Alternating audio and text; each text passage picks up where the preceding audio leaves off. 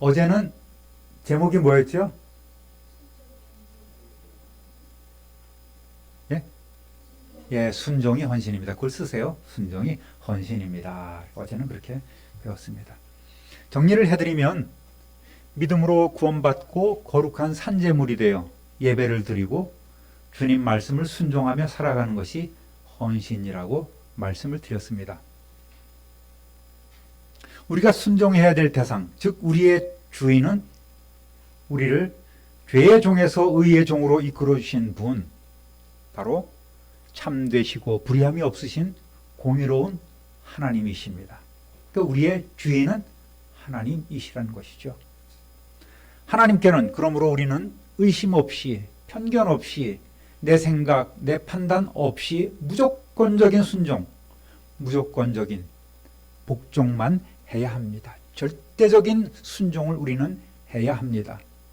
우리에게 명하시는 주 하나님의 의도를 의심하거나 판단해서는 안 된다는 말이죠. 순종은 우리의 믿음의 삶의 성공과 실패를 결정합니다. 믿노라 하면서도 실천하지 않는 자는 불신자와 마찬가지라고 말씀을 드렸습니다. 그들의 삶은 생명력이 없지요. 예수님은 하나님 아버지의 뜻을 따르심으로 우리에게 순종의 본을 보여주셨습니다. 순종과 복종의 필이 동반되어야 될 덕목이 바로 우리의 겸손한 자세입니다. 순종은 겸손에서 시작됩니다. 내 판단, 내 경험, 내 지식을 믿지 말고 하나님의 주권을 전적으로 인정할 때에 우리가 은혜를 받고 또 복을 받고 성령 충만하여 형통함을 누릴 수 있게 됩니다. 순종은 하긴 하는데 겉으로 얘기는 안 하는데 마지못해서 억지로 해서는 안 됩니다. 그러면 은혜가 안 되는 거예요. 여러분 즐겨 순종하시기를 우리 주님의 이름으로 부탁드립니다. 이사야서 1장 19절 20절 함께 읽어봅니다. 너희가 즐겨 순종하면 땅의 아름다운 소산을 먹을 것이요 너희가 거절하여 배반하면 칼에 삼켜지리라. 여호와의 입의 말씀이니라. 아멘. 순종하면 어떻게 순종해요? 즐겨 순종하면 땅의 아름다운 소산을 먹게 될 것이다. 땅의 풍성함을 누리게 되고 불순종하면 하나님의 심판을 불러오는 거예요. 거절하여 배반하면 칼에 삼켜진다는 것이죠. 우리에게 주님이 주신 권위에 대한 불만과 오해와 편견이 있다면 우리는 결코 성령의 기름 부으심이 없을 것입니다. 평생을 믿어도 은혜 받지 못하고 감사가 없고 메마른 심령으로 형식적인 신앙인으로 살아가게 되는 거예요. 어느 교회가 성장하기 위해서는 목회자와 성도 간에, 성도와 성도 간에 또는 하나님과 우리 사이의 모든 교통이 잘 돼야 됩니다. 그런데 그것이 막혀 있으면 부흥하는 것 같다가도 어떠한 일로 콕 꼬꾸라지고 부흥할 것 같은데 또 무너지고 하는 일들이 반복되는 거예요. 그것을 우리가 많이 보지 않습니까? 우리의 마음속에 주님이 주신 그 권위에 대한 불만과 오해, 편견이 있으면 결코 그 교회는 성장하지 못하고 그 공동체는 단단해지지 못합니다. 예를 들어서 새신자가 우리 교회에 나오게 됩니다. 예를 들어서. 그러면 그를 이끌어주는 사람들이 우리 교회는 이런 게 문제야. 저 사람은 이렇고 저 사람은 저렇고 이 사람이 이렇대. 이 교회가 이래버리면 그 사람이 와서 정착할 수 있겠으며 그 사람이 와서 은혜를 받을 수 있겠습니까? 참 우리가 입술에 파수꾼을 세우지 아니하면 그 공동체는 힘들어지는 것이죠. 이전보다 더 사랑하고 사랑이 넘치고 서로 돌봄이 있는 그러한 공동체 이루어가는 저와 여러분 되시기를 우리 주님의 이름으로 축원합니다. 순종하는 자에게 성령께서 함께 하시는 거예요. 그러므로 더욱 순종함으로써 헌신하며 구원을 이루어 가시는 저와 여러분 되시기를 우리 구주 예수 그리스도의 이름으로 축원합니다. 복습 한번 해봅니다. 우리가 믿음으로 뭘 받아요? 구원을 받습니다. 그럼 구원자는 하나님 앞에 진실하게 예배를 드려야 합니다. 그러면 하나님께서 주신 생명의 떡, 말씀을 우리에게 허락해 주시죠. 그럼 그 말씀대로 우리는 어떻게 살아요? 순종하면서 사는 거예요. 순종하면서 사는 삶의 대표적인 것이 바로 섬기는 것입니다. 세상에 나가서 우리가 섬기는 거예요. 내일은 이제 전도에 대해서 말씀을 드리겠습니다. 전도하는 삶, 섬김의 삶이 바로 순종하는 삶이고 말씀대로 실천하는 삶이고 예배하는 삶이 되는 거예요. 오늘은 섬김이 헌신입니다 라는 제목으로 말씀을 나누겠습니다. 계속되는 말씀입니다만 성도된 우리는 어떤 신분으로 살고 있어요? 제사장. 어떤 신분으로 살고 있어요? 제사장의 신분으로 살고 있어요. 또 하나님의 봉사자의 신분으로 살고 있습니다. 두 가지가 나와요. 이사야서 오늘 본문에 우리가 읽었지 않습니까? 참 감사한 것은 우리가 조금 아까 읽었어도 금방금방 잊어먹는 은혜를 주셔서 참 목사가 목회하기에 참 어렵지 않게 이렇게 하는 그런 은혜가 있습니다. 어느 분이 그렇게 고백을 해요.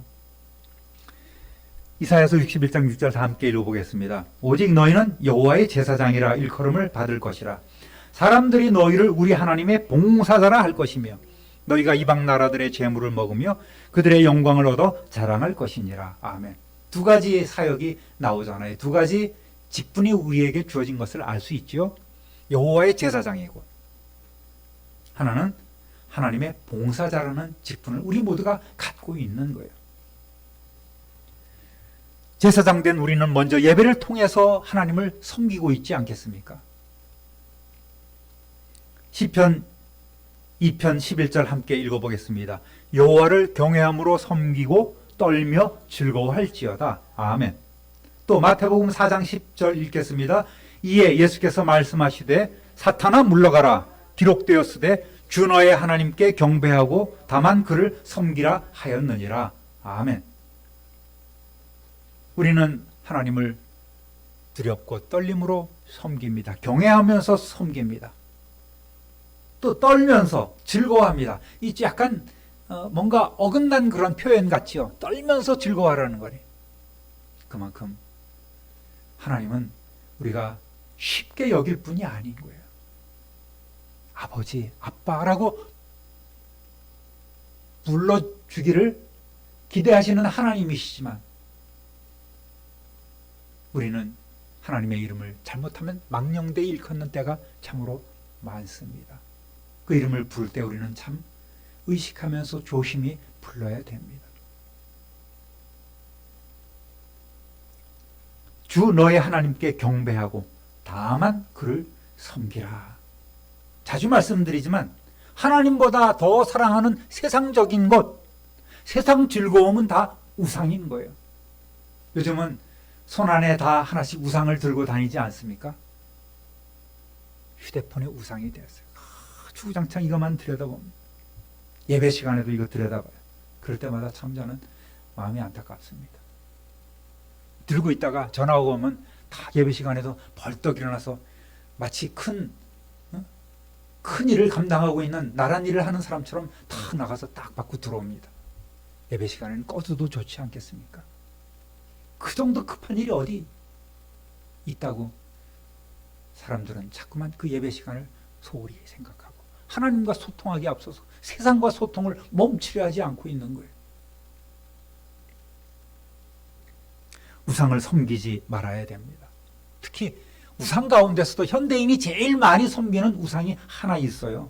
마태복음 6장 24절 함께 읽어봅니다. 한 사람이 두 주인을 섬기지 못할 것이니 혹 이를 미워하고 저를 사랑하거나 혹 이를 중히 여기고 저를 경히 여김이라. 너희가 하나님과 재물을 겸하여 섬기지 못하느니라. 어제도 우리 훈련했는데 앞에 먼저 보고서 읽고 답을 나중에 쓰시면 되는 거예요. 네. 영어 성경은 이 재물을 머니를 돈이나 재물 우상인 맘몬으로 소개하고 있어요. 재물을 맘몬. 맘몬은 뭐예요? 재물 우상이에요. 돈신이에요. 영어로는 매먼 그렇습니다. 디모데전서 6장 10절 함께 읽어볼게요. 돈을 사랑함이 일만하게 뿌리가 되나니 이것을 탐내는 자들은 미혹을 받아 믿음에서 떠나 많은 근심으로써 자기를 찔렀도다. 아멘. 돈이 우리의 삶의 목적이 되면, 그것이 전부가 되면 재물의 노예가 되는 거예요. 이걸 아는데도 잘 되지 않죠, 사실은.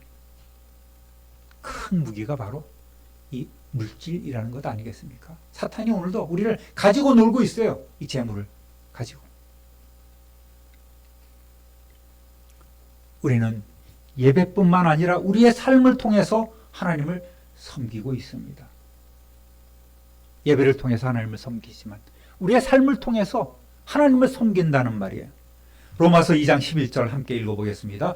부지런하여 게으르지 말고 열심을 품고 주를 섬기라. 아멘. 이것이 오늘 우리를 향한 하나님의 소원하심이에요. 하나님께서 우리에게 기대하시는 것이 바로 이러한 열심입니다. 주를 온전히 섬기는 것입니다. 이때 우리는 하나님께는 제사장 직분으로서 하나님을 섬깁니다. 민수기서 18장 17절 함께 읽어보겠습니다. 18장 7절 너와 네 아들들은 제단과 휘장 안의 모든 일에 대하여 제사장의 직분을 지켜 섬기라. 내가 제사장의 직분을 너희에게 선물로 주었은즉 거기 가까이하는 외인은 죽임을 당할지니라. 아멘. 따라하겠습니다. 직분은 선물입니다. 직분은 과시하라고 주신 것이 아니에요. 큰소리 뻥뻥 치라고 어깨 빳빳이 세우라고 준 게 아니에요. 우리가 잘나서 우리가 일 잘해서 보상으로 세워준 것이 아니란 말입니다. 하나님이 주신 선물이에요. 선물은 어떻게 받아요? 감사함으로 받는 것입니다. 감사함으로 받아요. 여러분, 그러니까 말씀대로 범사에 감사하시기를 우리 주님의 이름으로 부탁드립니다. 할렐루야. 특별히 하나님께서는 이웃에게는 하나님의 봉사자로 일할 수 있도록 섬김의 은사를 주셨습니다. 로마서 12장 7절 8절 읽어봅니다. 혹 섬기는 일이면 섬기는 일로, 혹 가르치면 자는 가르치는 일로, 혹 위로하는 자면 위로하는 일로, 구제하는 자는 성실함으로, 다스리는 자는 부지런함으로, 긍휼을 베푸는 자는 즐거움으로 할 것이니라. 아멘. 따로따로 이렇게 나누어진 단어 같아도 다 한 단어예요. 다 섬김이라는 단어 안에 포괄적으로 들어오는 것입니다. 섬김의 의미는 그러므로 참으로 폭이 넓습니다. 목사를 비롯한 교회의 모든 직분이 섬기는 일, 즉 사역인 거예요. 교회 공동체와 타인을 위한 섬김과 봉사가 다 여기에 해당되는 것입니다. 저와 여러분 섬김의 은사를 받은 줄로 믿습니다. 나는 성령의 은사가 없는 것 같아. 왜 없어요? 섬김의 은사가 여러분에게 있지 않겠습니까? 은사에는 높고 낮음이 없어요. 큰 은사, 작은 은사가 없습니다. 다 우리는 하나님의 몸을 이루어가는 지체들 아니겠습니까? 눈이 내가 최고다 하려면 안 되는 거예요. 입이 내가 최고다 하고 다른 데를 우습게 생각하면 안 되는 것 아니겠습니까?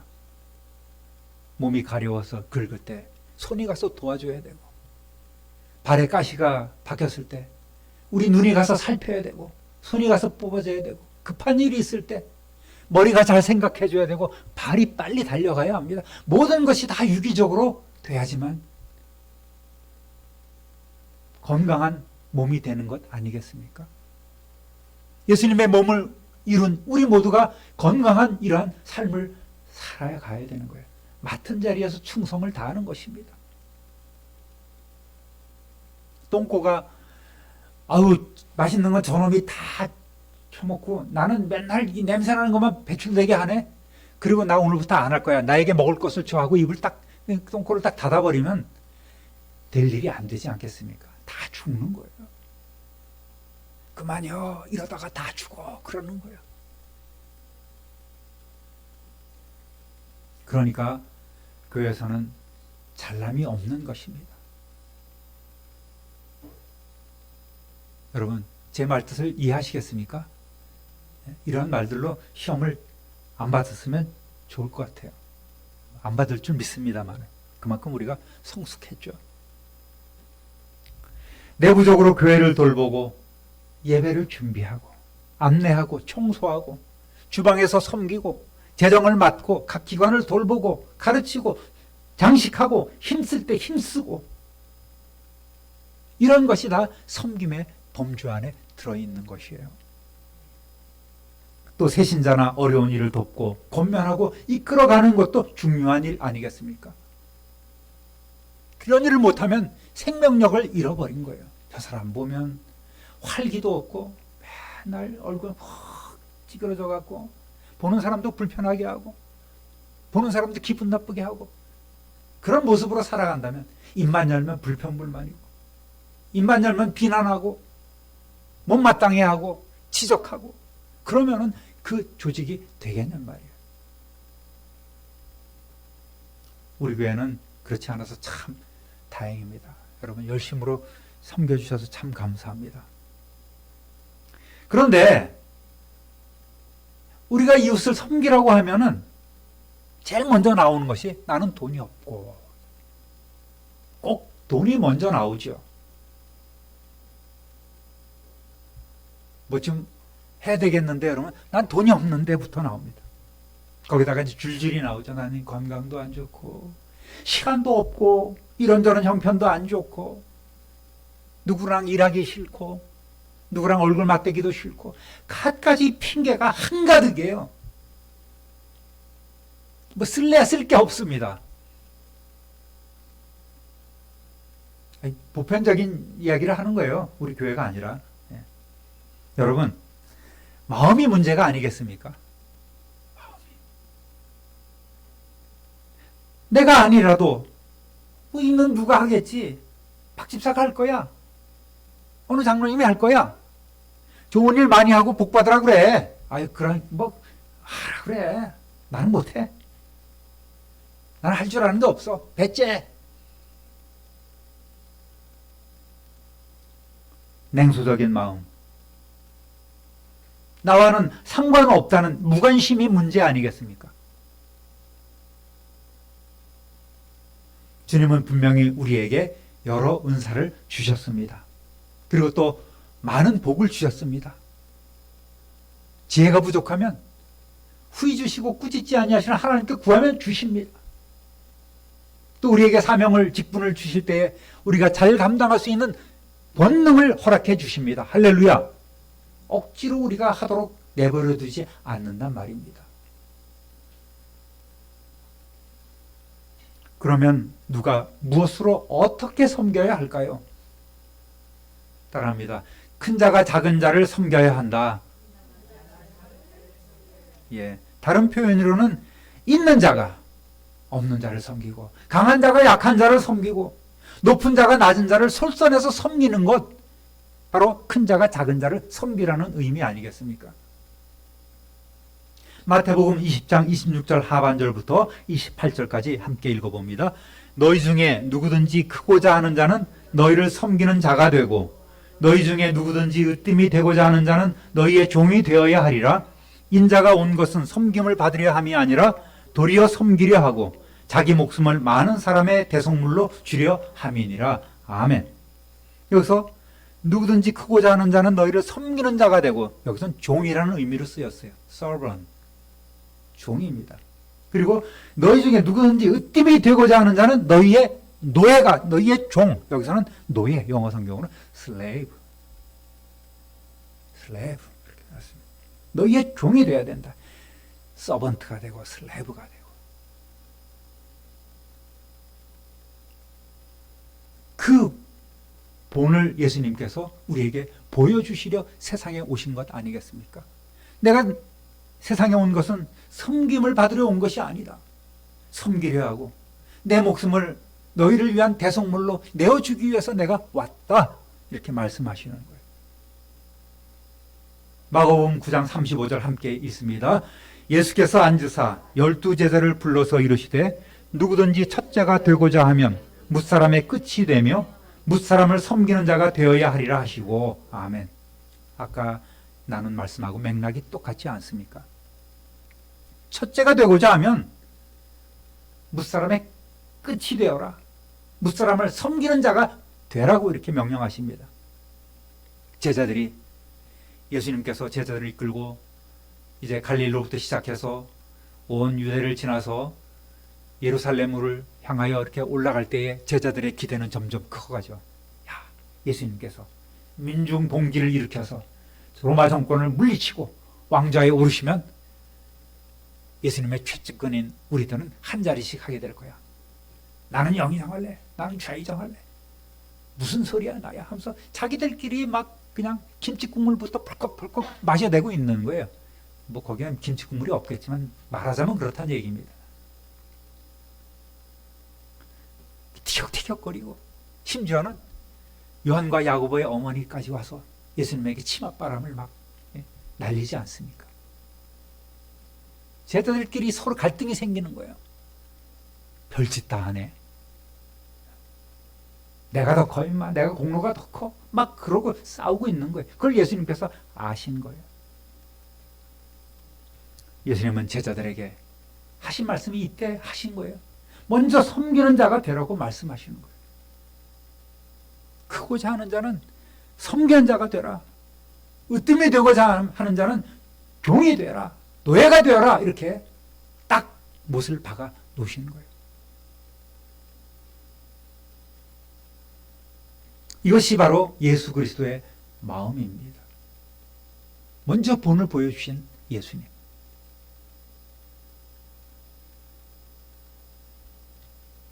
순종의 본을 보여주시고 오늘은 섬김의 본을 보여주시지 않습니까? 순종과 마찬가지로 예수님은 제자들에게 섬김의 의미를 가르쳐 주시고 제자들의 발을 씻기심으로 종의 본을 보이셨습니다. 우리 주님은 오늘도 우리가 서로 섬기도록 권하고 계십니다.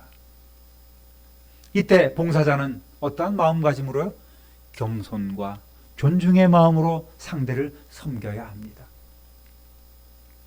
이런 마음이 있다면 교회에 왜 분란이 있고 왜 어려움이 있겠어요?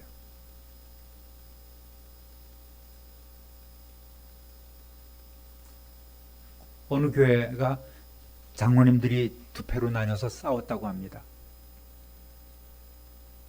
그 이유가 교회 리모델링을 하는데 피아노를 단 위에 올려놓을 것이냐 단 아래에 둘 것이냐 그거 갖고 싸웠다는 거예요. 교회가 깨졌습니다. 10년 있다가 대표 두 장로님이 만났습니다. 아, 그때 내가 피아노를 위로 올리자 그랬어? 내리자 그랬어? 맹목적인 싸움이었던 거예요. 어느 교회를 할 것도 없이 여러분이 잘 아는 교회도 그런 일이 있지 않습니까? 지하 리모델링 할 때 신발을 벗고 들어가야 된다. 신발을 신고 들어가야 된다. 신발 신고 파, 신발 벗고 파. 그래서 싸웠다죠. 여러분, 빌립보서 2장 3절 4절 함께 읽어보겠습니다. 아무 일에든지 다툼이나 허용으로 하지 말고 오직 겸손한 마음으로 각각 자기보다 남을 낮게 여기고 각각 자기 일을 돌볼 뿐더러 또한 각각 자기 다른 사람들의 일을 돌보아 나의 기쁨을 충만하게 하라. 아멘. 어제도 말씀드렸지만 교회의 머리 대신 예수님의 몸, 예수님의 지체로서 서로 존중하면서 복종해야 되는 거예요. 핵심이 뭐예요? 자기보다 남을 낮게 여기는 거예요. 그런데 여러분 보십시오. 이 낮게 여기는 게 아니라 낮게 여기는 게 문제야. 한 끗 차이야. 우리는 그렇게 남을 한 수 아래 깔보고 한 수 접고 들어가는 경우가 참 많은 거예요. 세상 일도 그러한데 교회에서도 그럴 수가 있단 말이죠. 각각 다른 사람들의 일을 돌보아 나의 기쁨을 충만하게 하라. 근데 우리 교회 공동체는 참 아름답습니다. 주일날 찬양대 봉사로 설거지할 사람이 없으면 누구라 할 것 없이 다 뛰어들어가서 설거지를 합니다. 그런 모습 보면서 참 성경 말씀대로 살아가고 있구나 하는 그런 자부심을 제가 굉장히 느끼고 자랑스러워합니다. 여러분, 우리 안양 지방의 교회 중에서 우리 성도님들을 제일 자랑하는 목사가 누군지 아십니까? 예? 제가 저라고 얘기는 못해요. 예? 어느 제가 잘 아는 목사님이 정말 입만 열었다 하면 그 교회 성도님들 자랑하는 거예요. 우리 교회는 이런 성도님들이 계셔서 이렇게 했고요. 김치가 어떻고, 그냥 야외 예배가 어떻고, 전도가 어떻고, 해외 선교가 어떻고, 입에 침이 마르도록 그 목사님은 자랑을 해대는 거예요. 그거 아세요, 여러분? 한숨 쉬지 마시고요. 자, 로마서 12장 9절 10절 함께 읽어보겠습니다. 사랑에는 거짓이 없나니 악을 미워하고 선에 속하라. 형제를 사랑하여 서로 우애하고 존경하기를 서로 먼저 하며. 아멘. 서로 존경하고 먼저 돕고 먼저 섬기시기를 우리 주님의 이름으로 축원합니다. 이게 천국 아니겠습니까? 이게 천국. 악을 미워하고 선에 속하고 형제를 사랑하여 서로 우애하고 존경하기를 먼저 하고. 나는 권사인데 너는 집사야. 나는 목사고 너는 집사야. 이러면은 될 일도 안 되는 거예요. 예수님이 사역하실 때에 예수님과 그 제자들 공동체를 전적으로 돕는 그룹이 있었어요.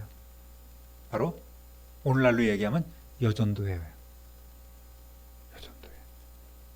무슨 소리야? 이렇게 한번 찾아보겠습니다. 누가복음 8장 1절부터 3절까지 읽어보겠습니다.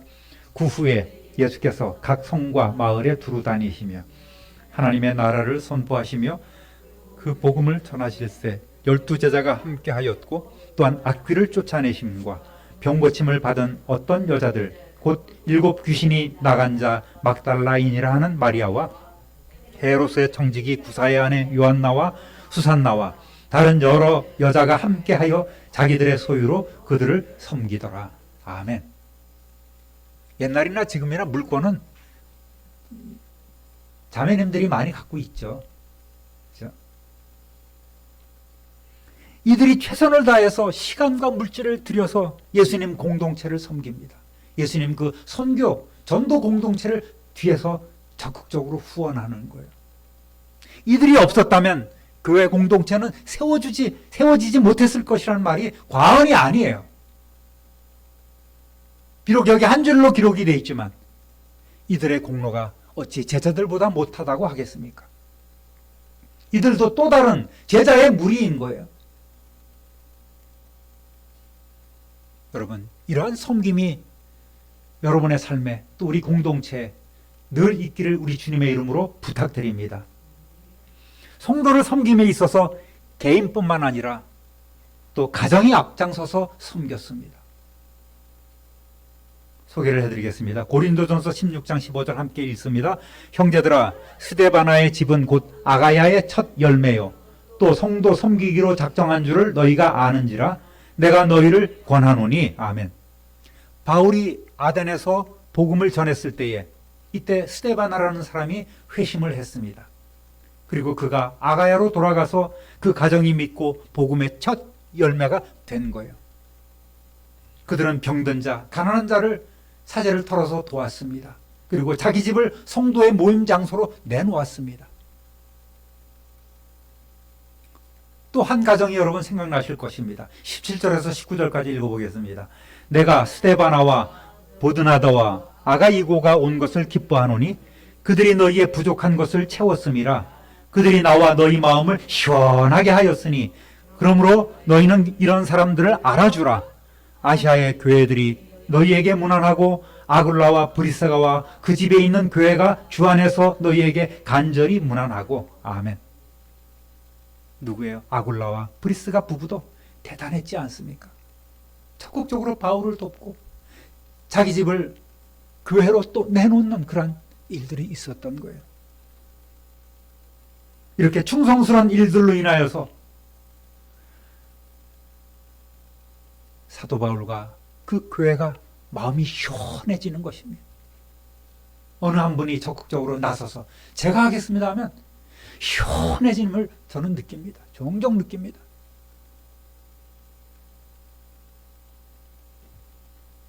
그러므로 우리는 이런 분들을 인정해 줘야 돼요. 이런 사람들을 더 도와줘야 합니다. 또 개인뿐만 아니라 가정이 하나님을 또 이웃을 섬겼고 또 교회가 이웃을 섬겼습니다. 마게도니아 교회들이 섬김에 앞장섰습니다. 예루살렘 교회가 엄청난 그런 핍박과 고난 가운데 빠졌을 때에 빌립보 교회를 비롯한 마게도니아 교회들은 자신들도 상황이 좋지 않는 가운데서도 자원해서 최선을 다해서 힘에 지나도록 예루살렘 교회를 도와준 거예요. 얼마나 흉년이 들었는지, 핍박도 있었고 먹을 것도 없는 그런 상황 가운데에 바울은 이들의 도움을 받아서 이들이 드린 그 연보를 가지고 예루살렘 교회를 섬길 수 있었습니다. 고린도후서 8장 1절부터 5절까지 새 번역 성경으로 한번 읽어보겠습니다. 형제자매 여러분, 우리는 하나님께서 마케도니아 여러 교회에 베풀어 주신 은혜를 여러분에게 알리려고 합니다. 그들은 큰 환난의 시련을 겪으면서도 기쁨이 넘치고 극심한 가난에 쪼들리면서도 넉넉한 마음으로 남에게 베풀었습니다. 내가 증언합니다. 그들은 힘이 닿는 대로 구제하였을 뿐만 아니라 오히려 힘에 지나도록 자원해서 하였습니다. 그들은 성도들을 구제하는 특권에 동참하게 해달라고 우리에게 간절히 청하였습니다. 그들은 우리가 기대한 이상으로 하나님의 뜻을 따라서 먼저 자신들을 주님께 바치고 우리에게 바쳤습니다. 아멘.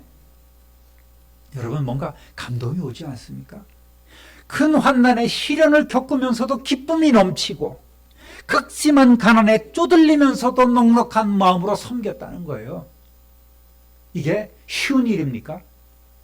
말이 그렇지 입장 바꿔놓고 생각하면 안 되는 것 아니겠어요?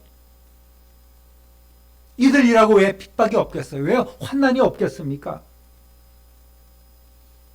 떠돌아다니는 유대인들 누가 좋아해요?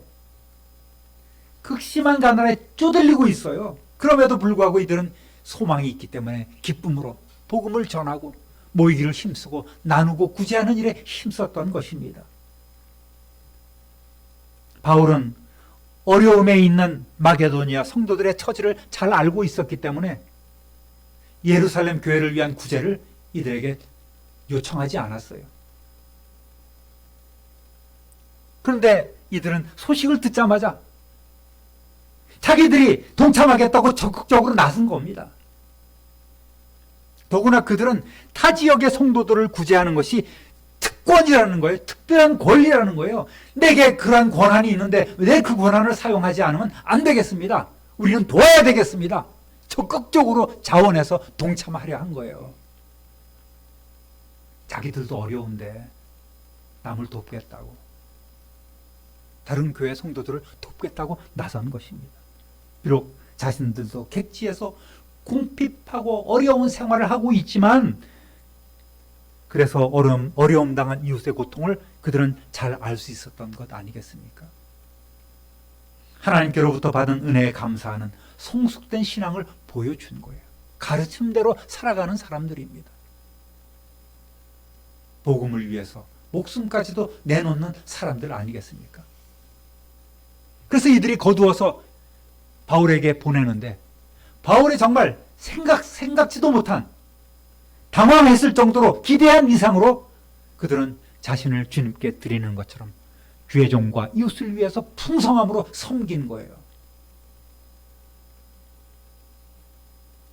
그러한 모습으로 살아가는 우리 참빈누리교회 공동체 되시기를 우리 주님의 이름으로 축원합니다. 바울 역시 사역자로서 마게도니아 지역의 교회들의 협조를 받아서 고린도 교회나 예루살렘 교회를 섬겼다고 말하고 있습니다.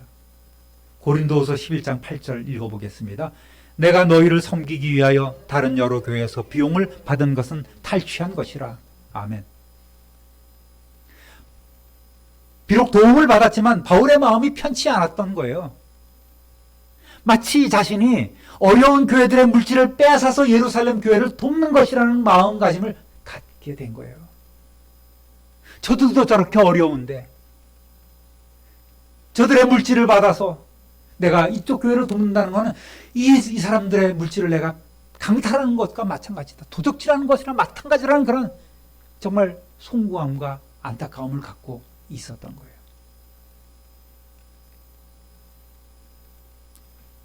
고린도 교회는 여러분 괜찮은 교회예요. 그런데 교회가 맨날 싸움박질하고 불평불만하고 그러니까 마땅히 교회가 주의 종을 사도 바울을 섬겨야 되지 않겠습니까? 사도 바울이 물론 틈틈이 자비량으로 텐트 깁는 일을 해서 사역을 감당하고 있습니다마는 먹고 사는 문제가 아니라 섬기고 돕고 또 주는 그런 선교를 해야 되잖아요. 선교사들이 나갈 때 먹는 것만 해결되면 선교가 되는 것 아니지 않습니까?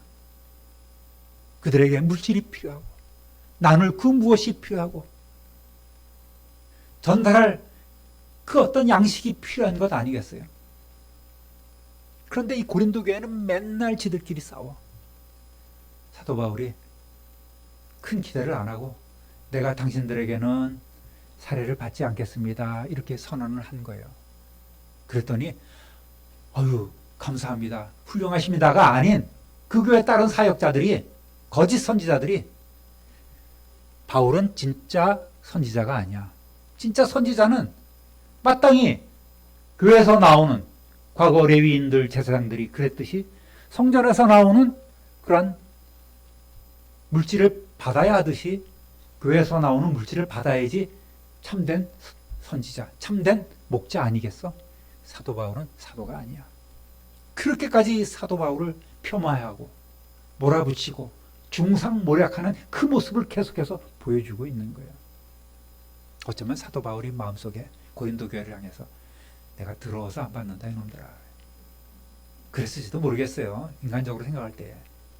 그러면서 이렇게 고린도 교회 성도들에게 편지를 하면서 너희들도 동참해 주지 않겠니? 라는 그런 마음을 넌지시 비춘 거로 저는 생각을 하고 있어요. 너희들도 좀 본받으라는 것입니다. 고린도 교회야 쌈박질만 하지 말고 니파네파 갈라가면서 쌈박질만 하지 말고 좀 정신을 차리고 이웃을 돌봐야 되지 않겠니? 그런 의미로 이야기하고 있는 거예요. 마게도니아 지역에 있는 교회뿐만 아니라 두아디라 교회가 또 앞장서서 섬겼습니다. 요한계시록 2장 19절 읽어볼게요. 내가 네 사업과 사랑과 믿음과 섬김과 인내를 아노니 네 나중 행위가 처음 것보다 많도다. 아멘.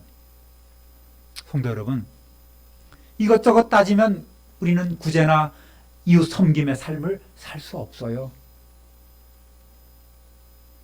섬김은커녕 하나님께 드려야 될 기본적인 예물도 빼먹기 쉽단 말입니다. 써야 할 것이 얼마나 많은지, 메꿔야 할 카드빚이 얼마나 많은지 정신을 못 차리고 있는 거예요. 그런 형편이 있다면, 그런 성도님이 있다면 먼저 물질 생활을 한번 찬찬히 점검해 보시기를 바랍니다. 처음에 와서 우리 재정에 대해서 좀 시간을 갖지 않았습니까? 그런 재정관을 우리가 성경적 재정관을 갖고 있어야 되는 거예요.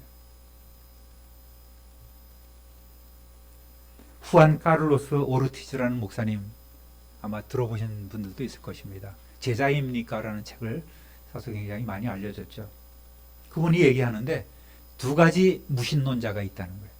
하나는 나는 하나님을 믿지 않는다 공개적으로 얘기하는 사람이고, 하나는 하나님을 믿습니다라고 고백을 하면서 하나님의 자신의 소유를 사용할 수 있도록 마음대로 이용하시도록 허락하지 않는 사람이라는 거예요. 즉 어떤 사람이 불신자예요? 하나님을 주인으로 인정하지 않는 사람이에요. 나의 주인은 하나님이시고 나는 당신의 것을 잠시 맡아 있는 청지기에 불과합니다라는 생각을 갖지 못한, 내 것은 내 것이고 네 것도 내 것이라는 생각을 갖고 살아가는 사람이 바로 교회 안에 있는 불신자라는 것입니다.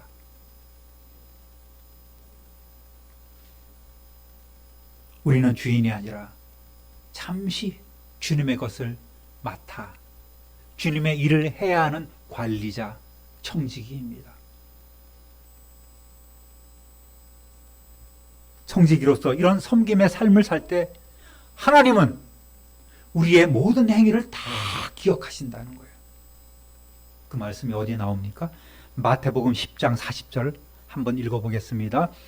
너희를 영접하는 자는 나를 영접하는 것이요 나를 영접하는 자는 나를 보내신 이를 영접하는 것이라. 이웃에게 마음을 열면 하나님도 우리를 인정해 주시고 받아주십니다. 히브리서 6장 10절 읽어보겠습니다.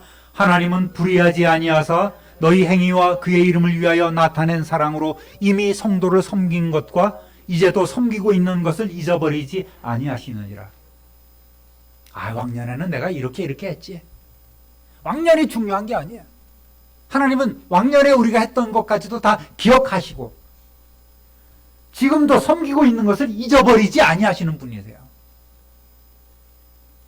그러니까 지금도 잘해야 돼.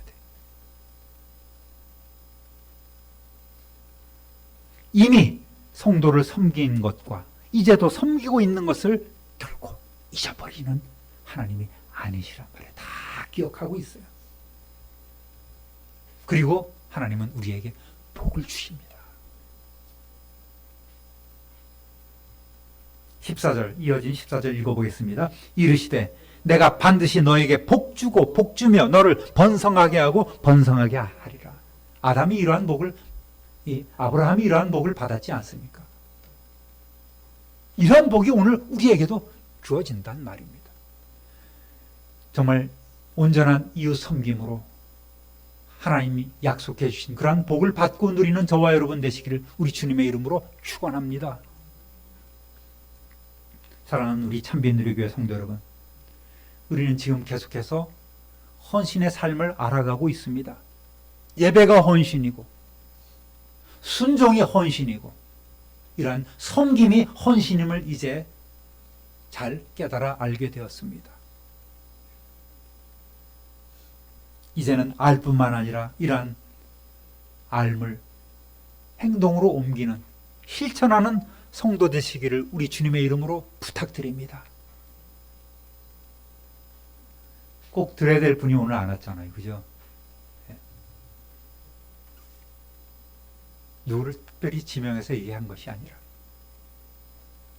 여러분, 우리가 그렇게 솔선해서, 부자가 어디 있어요? 다 하나님 보시기에 도토리 키재기 아니겠습니까? 마게도니아에 있는 빌립보 교회를 비롯한 여러 교회들이 자기들도 형편 어려운데 짜내고 짜내서 돕는 것은 우리 권리입니다. 우리도 그 도움에 참여하게 해주세요. 그러면서 정말 사도 바울이 깜짝 놀랄 정도로 그렇게 섬김을 행했던 것처럼, 주라 그리하면 곧 후이되어 누르고 흔들어 넘치도록 너희에게 안겨주리라. 이것이 바로 하나님의 법칙임을 믿으시기를 우리 주님의 이름으로 축원합니다. 그리하여 하나님을 섬기는 제사장으로, 이웃을 섬기는 봉사자로 칭찬받고 우리 자녀 손들에 이르기까지 약속된 복을 받고 누리는 저와 여러분 되시기를 우리 구주 예수 그리스도의 이름으로 축원합니다. 축원합니다. 축원합니다.